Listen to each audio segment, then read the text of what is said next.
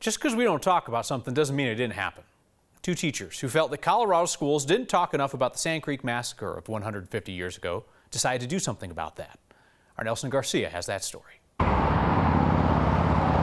The Colorado we know today is a summation of our past, but there are splinters people don't always like to talk about, according to Dan Yergert. Well, I think it gives you a more complete picture of the West. And his twin brother, Jake. I don't think it's biased to amplify other people's voices. Later called the Sand Creek Massacre, the U.S. Army attacked a Native American camp in southern Colorado, killing 230 people, mostly women, children, and the elderly, in November of 1864. It shocked me that we had never really talked about that in history class. Why didn't we hear about this, especially in Colorado, so close? Why does that seem to be the thing that gets forgotten? So the brothers created this. Hi, I'm Dan. And I'm Jake, and we're both public high school teachers. Though they're both English teachers, they created a history lesson in the form of a 35-minute YouTube video. The Sand Creek Massacre is a tragedy that we need to talk about. To make sure it's not ignored. When we started, we promised ourselves we probably weren't going to say anything in the videos that we wouldn't feel